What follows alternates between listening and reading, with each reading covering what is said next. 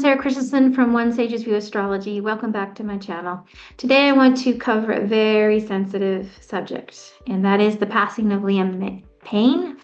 He was a solo artist and also a member of One Direction. And the reason that I want to cover this is tomorrow is the anniversary of his passing, which was quite tragic and quite sudden for a young man. And so this is going to be a sensitive topic, which is hard to cover, and hopefully I won't crack in my voice because I think it's a sensitive subject. I want to add in that it is important to consider the importance of mental health, and that is a part of this subject, but also the situation of what he faced during the One Direction experience in terms of what all the boys experienced during One Direction, and also coupled with his personality in general, with the desire to sing and make it in a very challenging industry, but also just kind of all the components that might have been a part of that struggle with mental health that he faced. And that's important to point out. But I also want to take a look at just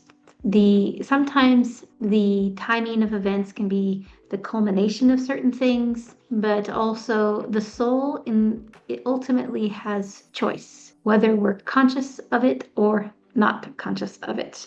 We ultimately have choice at the soul level, and we also have choices that we make in life. But our choices in life can be clouded and unclear because of struggles that we may have with mental health or with other things that can be in our blind spot in life and something that we are learning about or something like that. So I think that's important to point out. A soul taking on the human experience is quite complex, and it has intricate details to it. When studying evolutionary astrology, I think it's important to keep in mind that the soul has an intention for the incarnation. But I also think that there are points in time where the experience, we all have, I think, different checkpoints in life that we can choose to stay here or move on to the next thing outside of the body incarnate. That's a belief I have. That's a ninth house thing, a belief, right? So you have a belief of whether you believe in afterlife or the continuation of the soul that reincarnates for different experiences. But your personality has a purpose for something that the soul is trying to evolve. That is the kind of the basis of evolutionary astrology, which is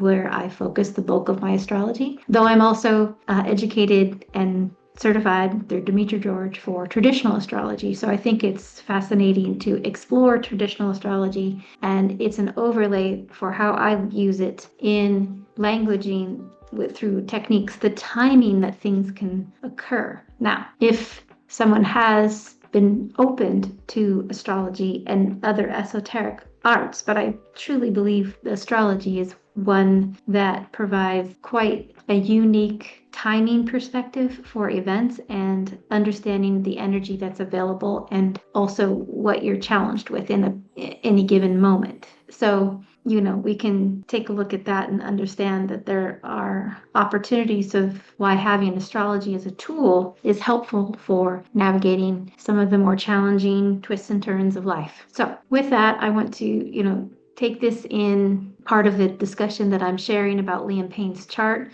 the solar eclipse chart that was happening in October of 2024, and also, transits or progressions that I might bring up. I may include the solar return chart to explore that, but what I really want to maybe have an emphasis on is the solar eclipse that happened in 2024 and was so close to his passing. So let's take a moment to take a look at this astrology, see what we can learn from it, and understand and have empathy for just the human experience. Let's go. All right, let's look at Liam Payne's astrology for October of 2024. I first want to cover his natal chart just briefly to kind of give some perspective on his natal chart and the natal promise that exists in that. All right, so here is Liam Payne's natal chart. He was born August 29th, 1993, approximately 1 p.m. in Wolverhampton, England. And he has a sun in Virgo up here on the midheaven. So he's a very powerful public persona. And he has Mercury conjunct the sun. And that is a Mercury that's Cazimi and being in the heart of the sun. He is a Scorpio rising. And with the moon in Aquarius down here in the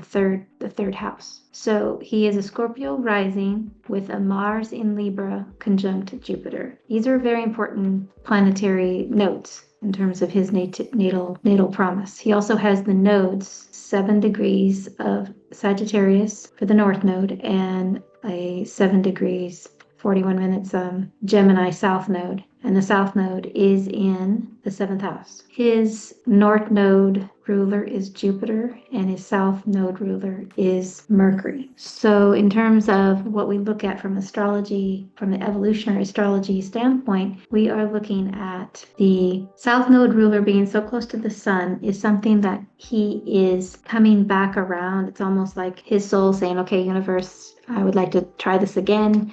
And yet it's so close to the sun. So there's something that he has to evolve in relation to that public persona of career. And the North Node is about the Jupiter. The North Node about his own identity, his self-identity, and also how in relation to his own expression, his individuation. But it's also being that he's probably having to manage conflict with that at the same time because the Mars is there, and how he uses his energy for individuating, being different than. So he might be challenged in that way in terms of his from the natal expression of his chart, and then what he might be facing as he matures into that and starts on the path towards that public career in singing, and then what he is looking for in relationships with allies, because with Jupiter and Mars in Libra in the 11th house has an interesting combination of symbolism that astrologers point out. One is that it's like the allies to the person. Now, one could also argue that it's in relation to his own friends, his friend circle. But it's also been, I think, articulated by some astrologers that 11th house is the fan base. So with Jupiter in there and Mars, it's how he relates to the fan base from a certain identity that he's created, because identity is very much tied into it, because that North Node is in the first house of self, and how he is creating an identity and expanding his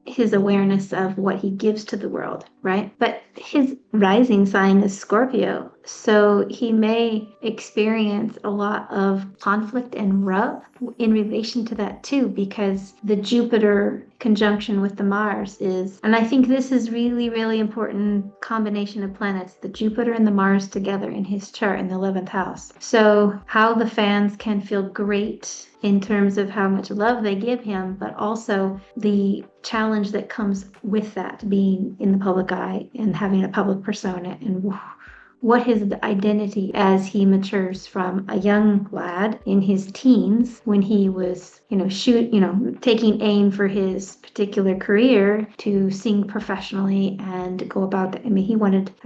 I think he, as well as the other boys before they were put into a group, wanted a solo career. And, that sense of drive and persistence that he had. He also has a Scorpio Pluto in his first house, just below his ascendant, which is close enough to be a real big transformation that's happening in the whole context of his life. He has Pluto in the first house in Scorpio. So one could, comment about the demons of his own creation of the identity that he's creating, and how it's hard to probably put that all together when things are moving so fast and when you're so young.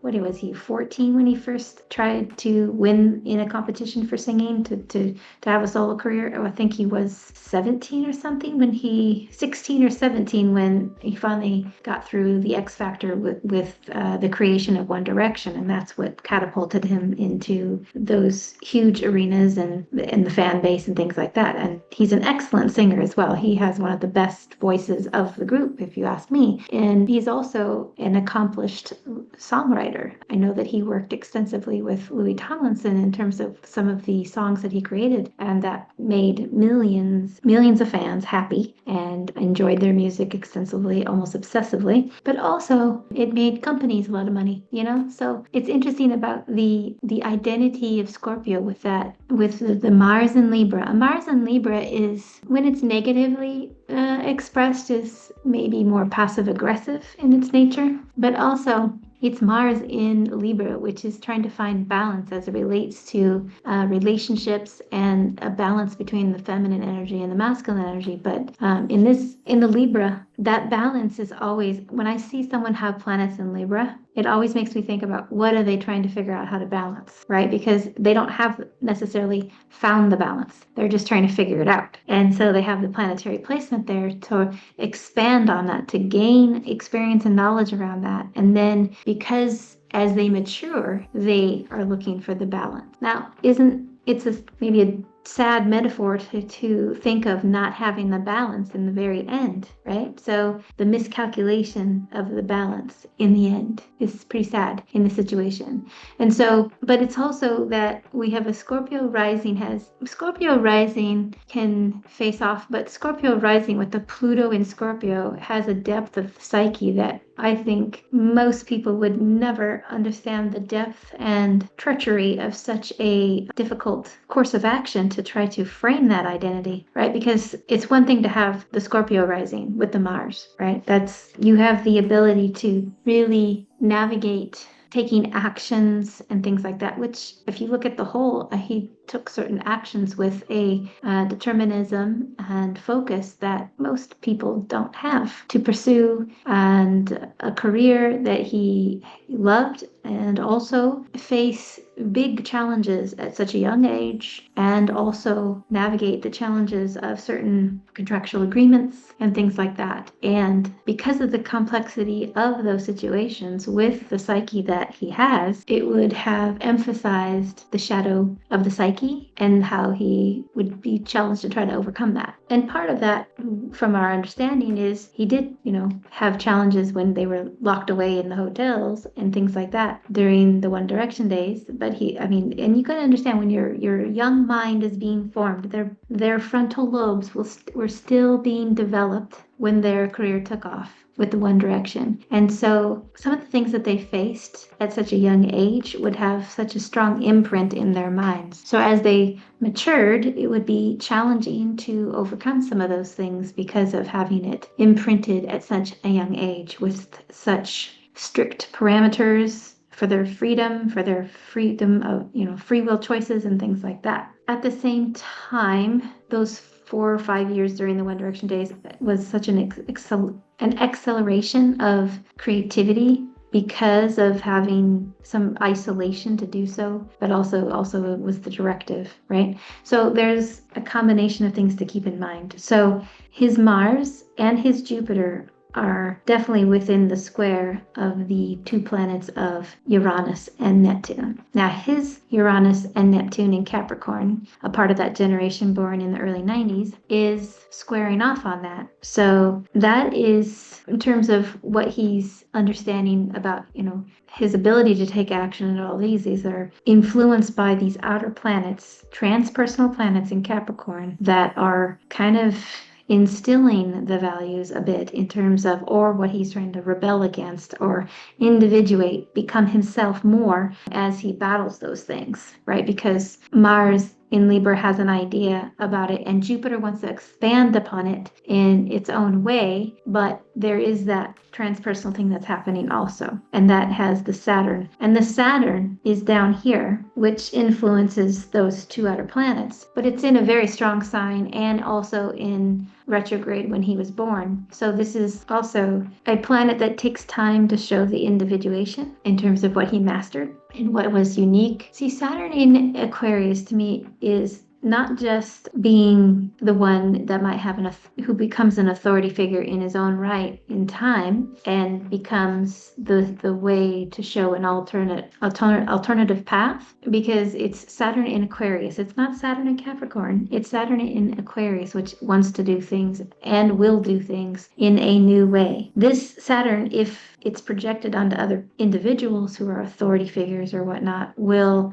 be something that has to be reclaimed back and owned in when they become their own authority, right? So there can be a struggle for the individual when they're in the process of development and becoming a mature person in their career endeavors or in their own selfhood, that it requires and asks of us. That's Saturn. Saturn is also opposite Chiron in the very last degree of Leo. So it's kind of accentuating this woundedness of the ego, the inner child, the ego, and also what I would call anyone who's on the stage with a Chiron in Leo has something to understand about the inner critic and how they can present themselves again and again, even with the inner critic being really loud. But there's that's an interesting battle in terms of becoming your own person and, kind of almost reprogramming yourself in the navigation of life when it's challenging and presented with certain things and blocks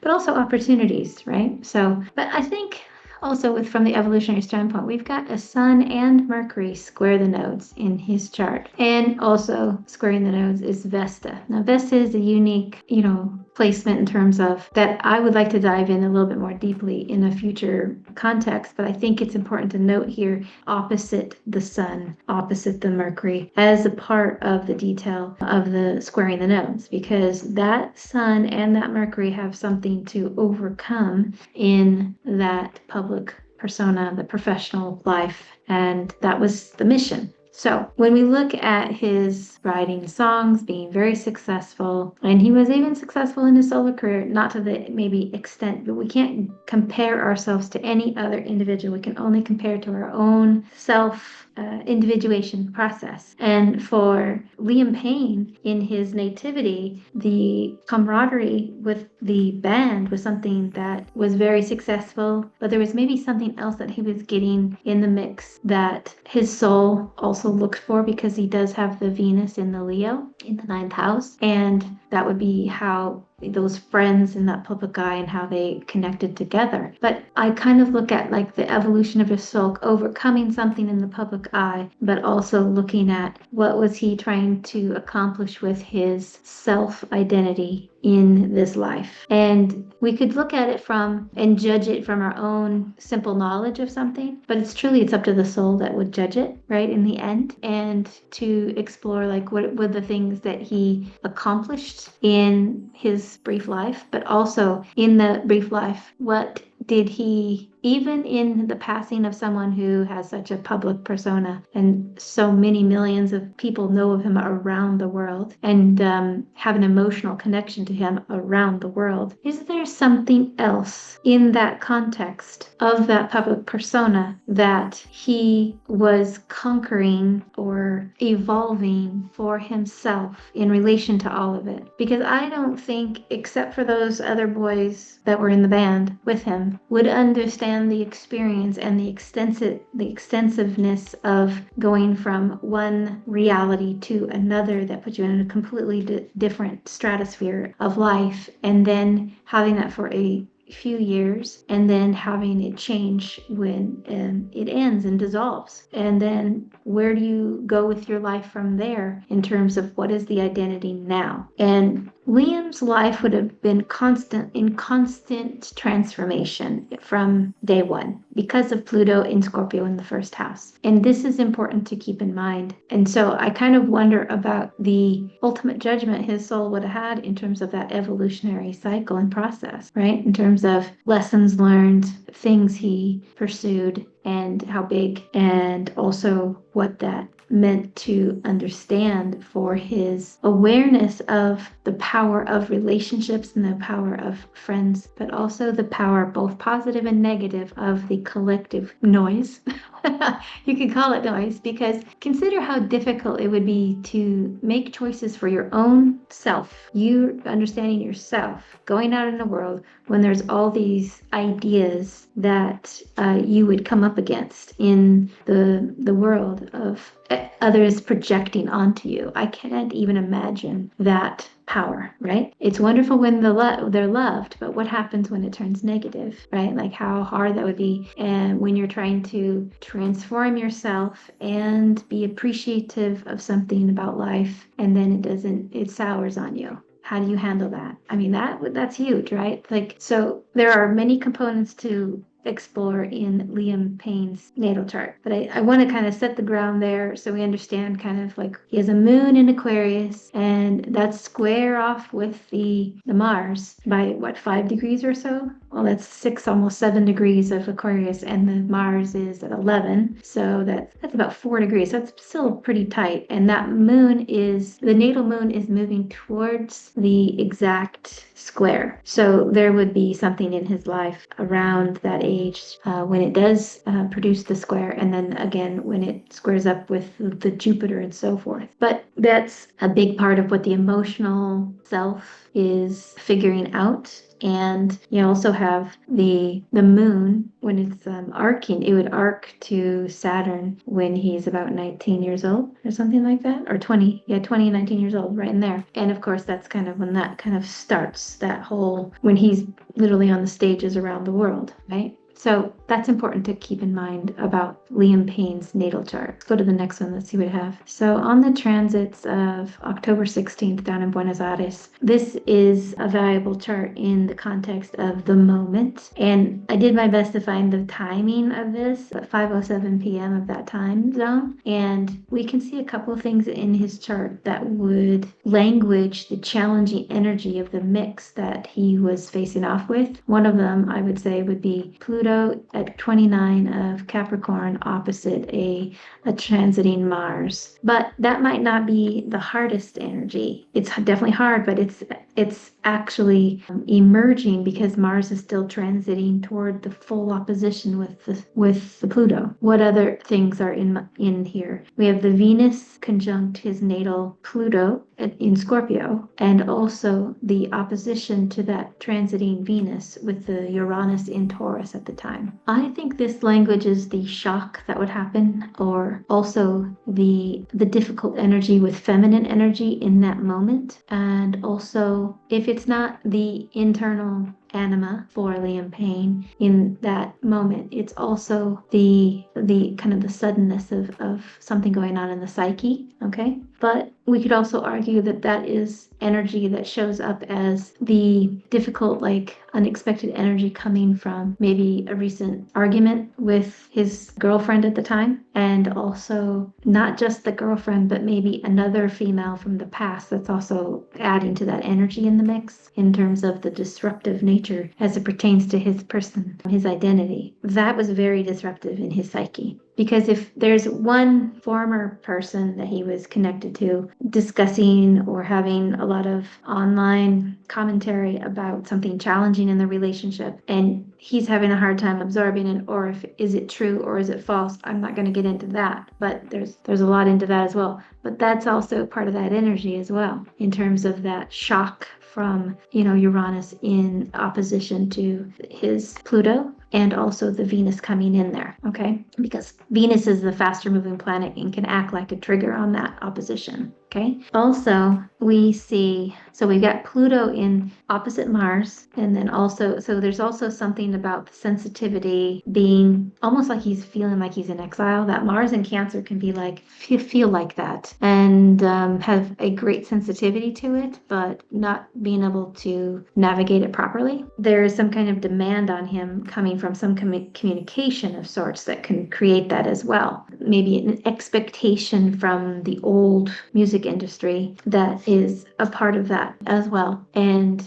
at the same time, the transiting sun has just come through the eclipse of October 2nd of that year in 2024. And I know that the eclipse, at least in the southern part of Argentina, was like a ring of fire. So it was pretty powerful. And we'll look at the eclipse chart here in just a second. But I kind of want to point out just the moment, the day of, to see what the planetary positions were in that moment. We also have Neptune, and the ascendant of the moment is the confusion, and one could also say the difficult experience with some kind of substance, if that's in his system, and if there's some confusion around it, because the Neptune on the ascendant of the moment is the confusion, but also there's other pieces of that I think are still to be revealed, because we have Jupiter, who is the ruler, co-ruler from an evolutionary standpoint. It's in the 8th house. So there's something that's we don't know yet about something of that moment, because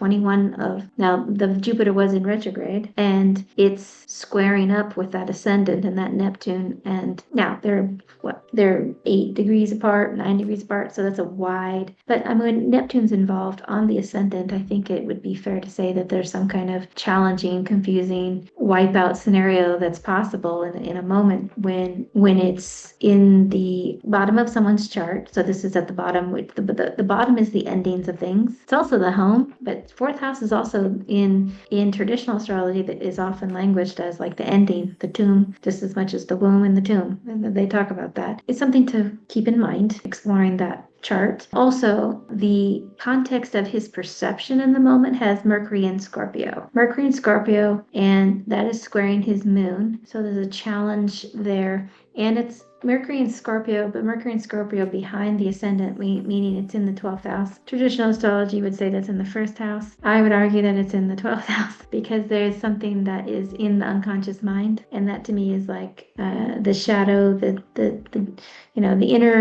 inner shadow perception of things, and how that's kind of going on within the individual, and they're not really aware of what's going on either. So we could look at that directly as like this is something he's experiencing, and also the perception that he may not have been aware of the gravity of the situation. So I would also note that we have the moon and Venus in his chart are in opposition to each other. So the Mercury acts like a T-square to that, kind of as an aggravator. So that might be something that's in his unconscious mind now, and an aggravator. So it can be the aggravation from conversations and something he's had before that have affected his psyche, but also just where that psyche may have led to certain actions that led to other things that then put him in a precariously dangerous situation. One could argue that those who were in the hotel, because he's away from home, had a certain responsibility of how he would have been handled if he was in a difficult medical situation, and how that would have been part of the problem, right? And I'm not sure where to put the hotel staff in his chart or this transit chart, but it would be he's away from home. So that's 9th house. So it's the moon, because he has Cancer, right, on the cusp of his 9th house. So the moon having more challenge than, otherwise would be, right? So that Mars is approaching the 9th house. One would argue that is a 9th house Mars from evolutionary astrology, because it's so close on the cusp. But it's also that the moon and Mars are in mutual reception, and I've shared mutual reception before, and I think this is important. So in regard to this moon also activating the lot of fortune there in his chart, opposite the transiting moon, also opposite his Jupiter. So here's the Jupiter again, and this combination of Mars and Jupiter are so important as it relates to the eclipse. And that's why I think, because the moon moves there. And so moon in Aries, now that's in the 5th house, but in traditional astrology, it's the 6th. So there's a challenge there. But this is where you could make the argument where the traditional astrology perspective of the Aries 6th house, because the Taurus would be the 7th house, is where the accident is languaged, related to an issue with balance. But one could make note of the actual balance someone may have with their feet on the ground or not, right? Or the actual mental awareness balance as well. There's more than one way you can look at balance, right? So keep that in mind as well. And the midheaven of the moment has a 29 Sagittarius. That's a critical degree. So there's the Jupiter again. And so there's more that we might come to understand about this particular moment in his life, this critical moment, his passing moment. And I think that midheaven is telling us something about that. There's something that could still emerge about someone close to him and how it relates to his passing. And we don't have all the information yet. So I think that's fair to point out, right? And the ascendant. So notice there's 29 degrees Sag for the midheaven of that moment. And then the ascendant is also 29 degrees. These are critical degrees. These are really important, and they're happening on both of the angles of the moment. So 29 degrees is a critical degree, and 29 to Pisces is such an interesting degree because it's right on the cusp of an Aries point and about to emerge into the Aries point, which is really a critical degree in astrology. But 29 degrees of Pisces is like the whole zodiac experience. And to have a Gemini Jupiter in retrograde in the 8th house, there's a lot that still could be understood about this moment. Because to me, there's still some things about the moment that were pieces of information. That's the Jupiter in Gemini. But they're also the polarity of the situation. There's a this and that kind of thing with the Gemini, with the Jupiter. I also think that Liam being in Argentina, extending his stay might have been a choice he made in duress. And if it wasn't made in duress, let me kind of back up here. If it wasn't made in duress, it would have been something that he chose. Of course, he chose it because that was the reality that we see. But what if for him to express his true self, he had to be alone? And yet at the same time, maybe that being alone in solitude was an issue for him to manage what was going on in his psyche all by himself. If I am correct, and I don't know if I am or not on this, that he had a different bodyguard person than he normally had. And that I think is also part of maybe why he was in this precarious situation, because of who was watching over him when he knew about his mental health and what he needed, and yet it had changed. And so there's kind of that as a part of the equation here as well. I want to focus in on, let's see what else I have. I have the natal progressions to that moment, and this would have been the progressions to his nativity at the time. But of course, the time is different as it would have been in Buenos Aires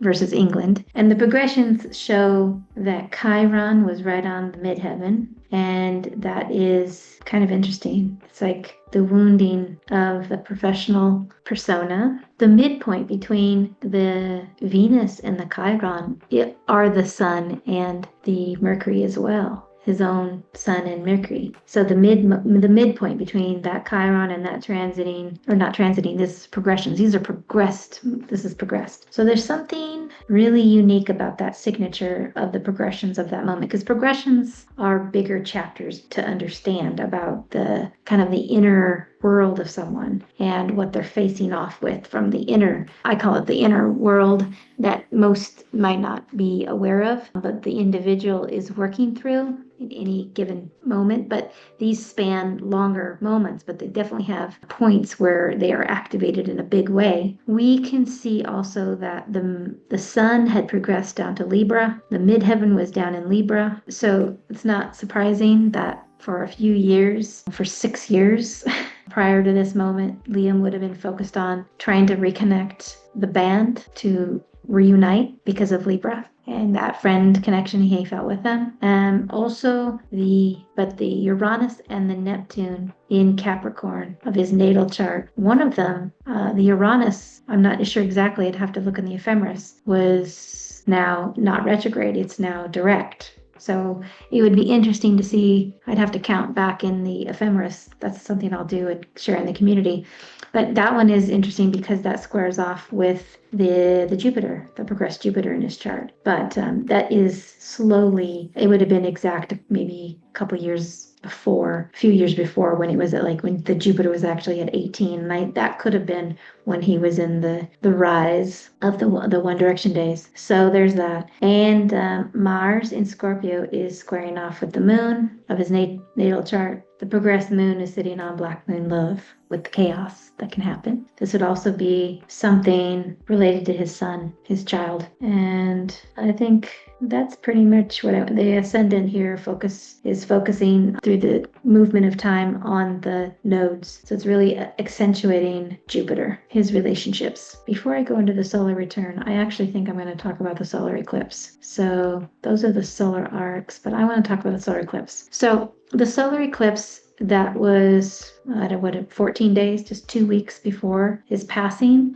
was October 2nd, 2024. And I'm pulling it from Buenos Aires because that is where he was when he passed. But you can see in the chart that solar eclipse had the sun and the moon and the south node. South node is about loss on his Mars, 10 degrees, and the Mars was at 11, right? Also, so that alone would act like an eclipse of energy not being fed to his Mars, which then impacts his own rising sign planet. So it's kind of eclipsing Mars and Jupiter. So it's exponentially big, right? So I think that is one of the key things about that eclipse, just in time and place, that would make the moment challenging for him for being in Argentina, and kind of like the culmination of events, right, that would play out from within that cycle, the solar lunar cycle, right? The lunar cycle, because the lunar cycle is good. The sun is being eclipsed. That's the light. The moon is reflective light, right? But it is one of the lights of the sky. But that's important to keep in mind. Also, at that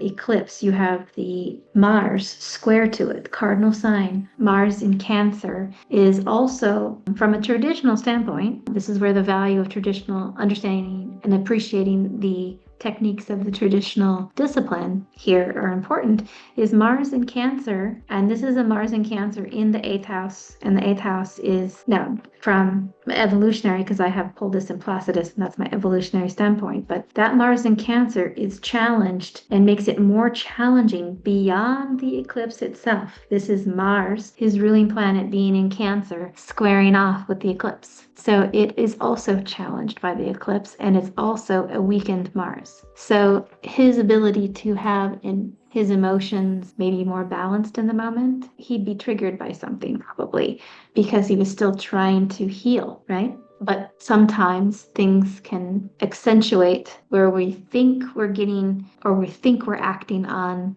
the strength of something, and yet it can be destabilizing for us. And that Mars in Cancer is like destabilized because his own Mars is in Libra, accentuated by a Jupiter in Libra. So he really needs relationship, but he struggles with relationships in some way to find his balance within them. Like, what is his identity in relation to the relationships? Desiring, certain things in a relationship, but not always getting the reciprocal of it, right? I think it's only in hindsight that people will look at Liam Payne in a new light. And I think that's super important. Also, on the solar eclipse, look at the powerful 18 degrees ascendant on the other side of his chart, and conjunct the lot of fortune opposite his own ascendant. So this is on the descendant. So this is challenging energy to his own ascendant. So he's challenged in multiple ways on the ascendant and the ascendant planet Mars in multiple ways. And that's when the life is sitting in a precarious position of danger. Now, in another place outside of Argentina, if he was in England, the position would have been slightly different. He could have still got into some trouble with an emotional reaction to something, but it may not have had the same difficult consequences and outcome. Place matters in astrology, and you can study astrology for understanding places and your own chart and places with astrocartography, locational astrology, and these kinds of things, which I have been studying this last year too. But also on the midheaven of the October 2nd solar eclipse, which is like setting up energy for that lunar cycle. The midheaven was on the Neptune and Uranus of his chart, accentuating anything that would have been square to it in the cardinal signs or opposite, which would have been the Mars. So, and of course, Mercury was moving towards it. It wasn't quite there, but the vertex, the point of fate, and was square that. And so was Chiron, square. It's Chiron, square. So it's kind of like different factors playing into the combination of what the eclipse energy was bringing in the mix, and where on planet Earth Liam Payne was in that moment. So I think it's important to also point out, like, this 6 degrees of the south node, that's where the eclipse, that's kind of how we calculate is compared to where the south node is and where the sun and the moon are in relationship and how tight it would be, which is pretty tight. That's within 4 degrees. And then also looking at other charts, which can keep in mind the south node of the eclipse was at 6 degrees of Libra. And when we go back into, I believe it's his progressions, look where his sun is. His progressed sun is at 6 degrees. His solar arc is also at 6 degrees of Libra. And so that eclipsing south node was right there, cutting the light, basically. So, let's see here, what else? That's the solar arcs of the moment. So you can see the solar arc. So the eclipse not only eclipsed the sun and the Mercury of the solar arc. So the solar arc is, and that eclipse at 6 degrees of Libra, that's where the release is happening. So I think that's valuable to kind of take into consideration where things can set up like that. Now, there could have been maybe different choices. I mean, we could always examine those like what if scenarios, but that's not what played. That wasn't the reality that happened. But it's kind of interesting to like maybe explore this from the understanding of where he was in Buenos Aires,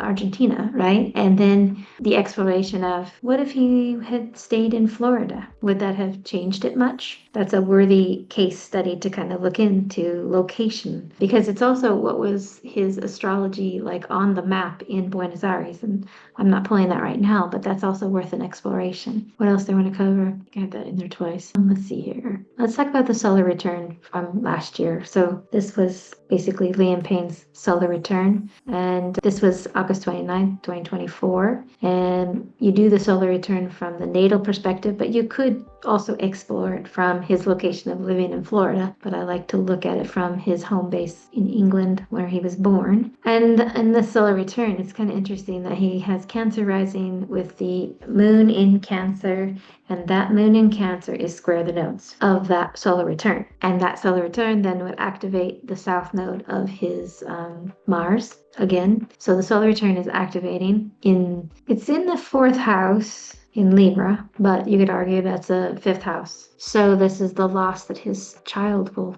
experience. And the Venus that is the ruler is at 29 degrees at his solar return in Virgo, but it's opposite a 29 degrees Pisces Neptune, which is like almost like dissolving power over in terms of that opposition in the solar return. So that Neptune is more powerful than the Venus itself in terms of what it can manifest in life. So that would be but it's, you gotta look at in terms of just looking at it, the solar return outside of the nativity and just of itself, it's kind of languaging the experience of his child of having his father go away. Sad, tragic. But that moon is square the nodes, and that is like on the ascendant. And that ascendant is also square to the eclipse itself. So tight. That's 10 degrees of Cancer. And that eclipse was at 10 degrees, 10 degrees of Libra. So many factors, like you could look at different charts that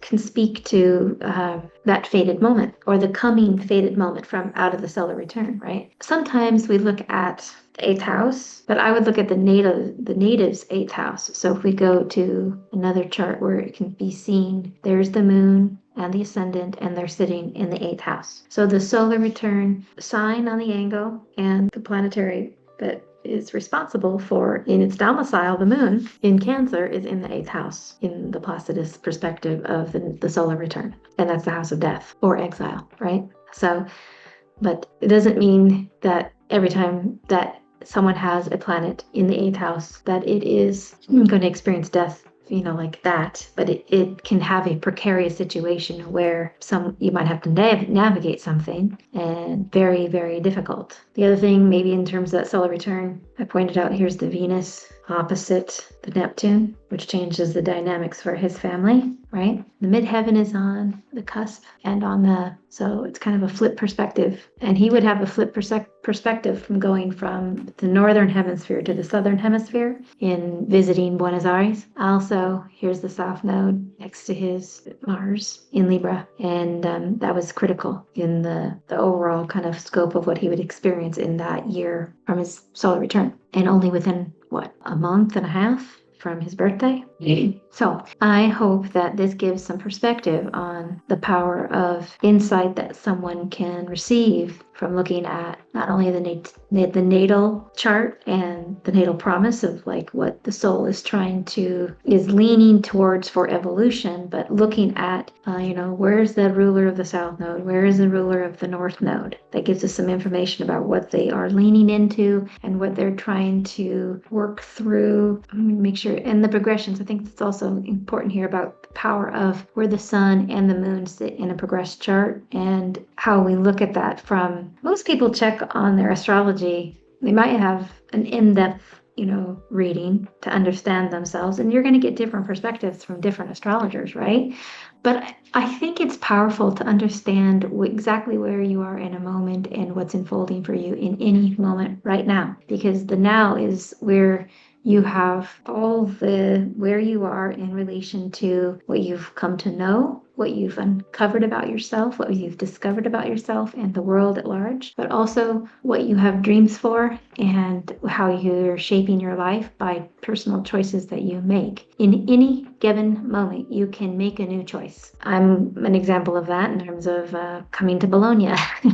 I could have just as easily just moved out of our house in Tri-Cities and moved over to our Portland house. We could have made those decisions, but we made a plan to do something very, very different. And of course, that changed our trajectory for being in Europe at this moment. But I think it's important that when you make those choices, then it shapes something else about what you're come to know about yourself, which is definitely happening for us while me and my husband are here in Italy. But also, it kind of sets you in motion for something else. So that's pretty powerful to kind of keep that in mind too. What I also want to point out on any of Liam's charts that I pulled for this exploration, this was the natal with the solar return. I think I covered most of it. Yeah, I think I covered all that already because I put that there. And the solar arcs. Solar arcs are the big planetary movements that can have very life-altering moments, of course. We have the vertex on Ceres, which is interesting in the sixth house. And the sixth house is one in traditional astrology, it's a very difficult house. It's the house of, accidents and difficult fortune, those kinds of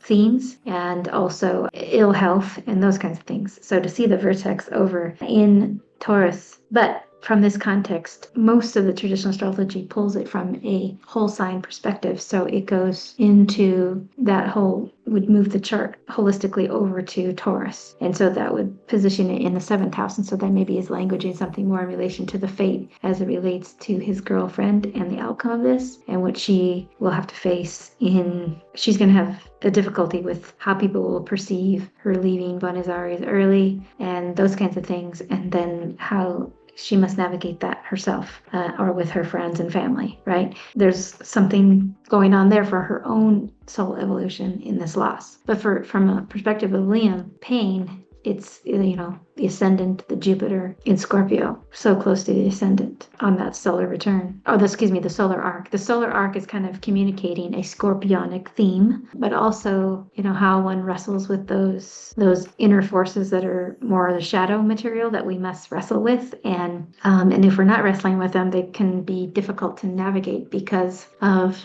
how we might observe things and perceive things in ourselves and what is coming towards us. And then how we navigate that, right? So, but in relation to those solar arcs that were activated, absolutely, and the solar arc of the moon and Mercury in relation to the south node of that eclipse, it kind of looks like, one could argue, the accident that led to the fate. But I've kind of wondered, do we as souls in another way choose an exit point because of, and when do we choose that? This is a whole other commentary maybe in terms of if a soul has free will, is the soul choosing it beyond our conscious awareness, right?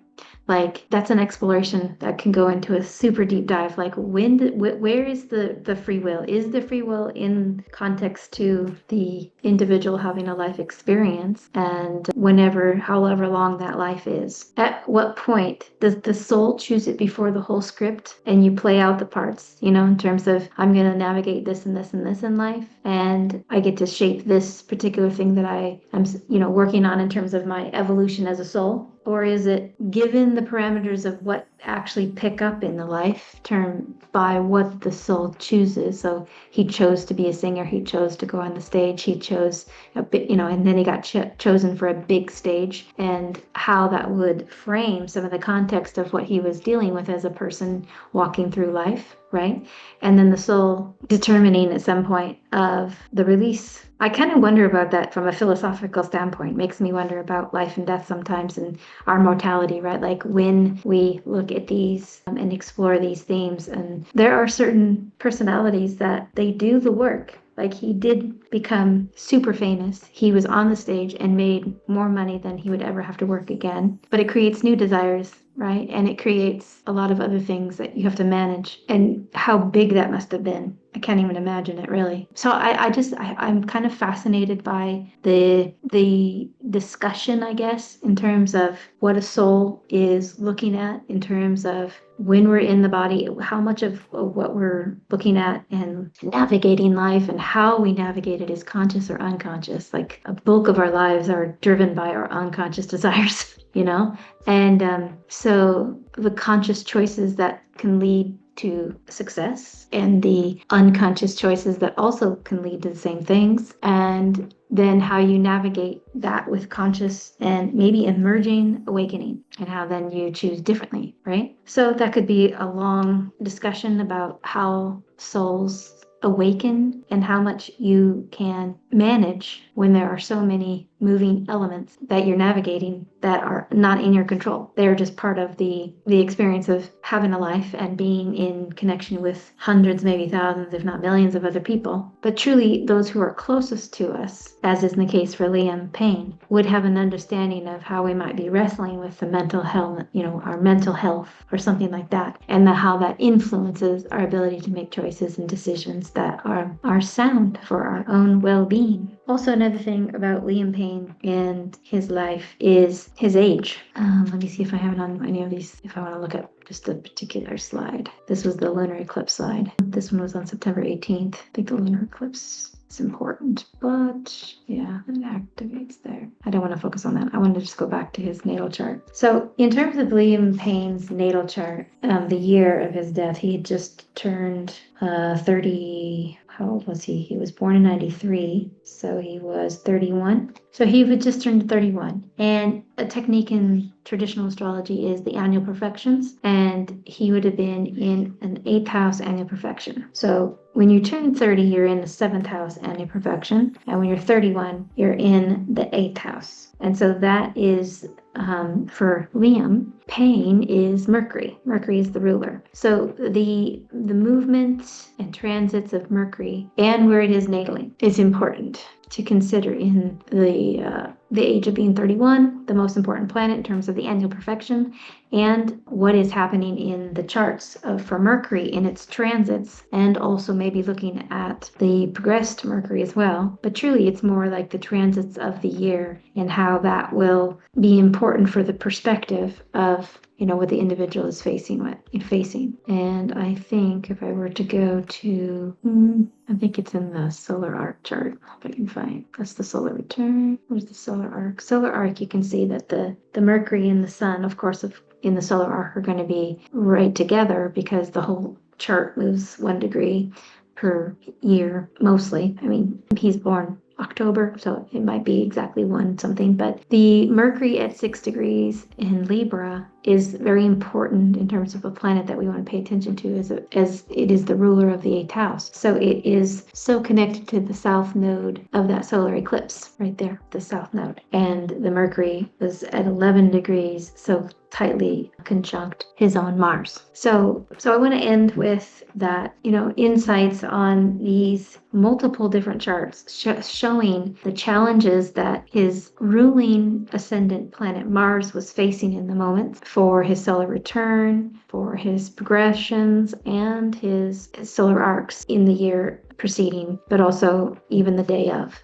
his passing. So they give us clues about where, that ruling planet, the ascendant, which is our vitality. Our ruling planet is so important in kind of determining what it can offer us in perspectives in wherever we are on Earth, right? So we're in a new location, but also how it is aspected in our chart and how strong it is in our chart. It tells us something about our vitality and how we use our energy out in the world, but also how we might work with that energy to understand it. I would think that the soul is learning something for having a certain rising sign, and wherever that planet that rules it in the chart and where it is and how it is aspecting other planets and these kinds of things kind of give a frame for, the journey and what might be the challenges that we face and overcome, or challenges that we face and repeat.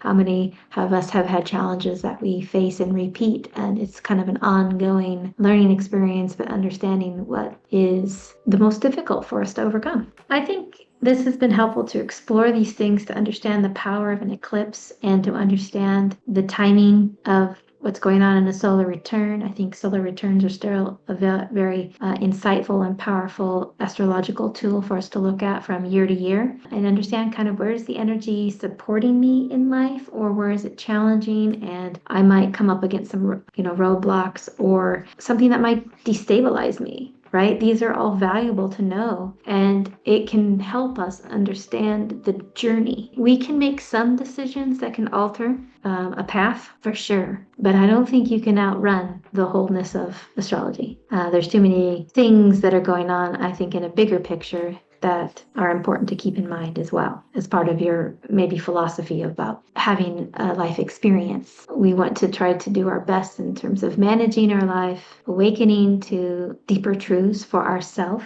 and learning where life can be activated for us and expanding, or when it is a good time for us to retreat and have a moment of holding back about how we are out in the public world too. I think those are all valuable in terms of understanding ourselves with astrology. I hope you've gained a little bit of insight in exploring Liam Payne's charts for, this anniversary of his death, and also what it might invoke some questions for you, and understanding something about astrology or a particular detail, such as like a solar eclipse or the lunar eclipse, or the ones that are happening in our lives each year, because we always enter eclipse seasons during the year, and understanding that. And I hope to continue adding on to that information so you can kind of dive in and learn more as you like relative to these topics and in the incoming community. So I welcome each and every one of you who are interested in exploring that and your questions. So if you have a question, please feel free to comment below, or you can save them if you wish in a notebook and bring them to the community, which it'll go live soon, probably in the late November. So thank you so much for your time today. And as always, I hope this has been helpful, and have a great week. Bye.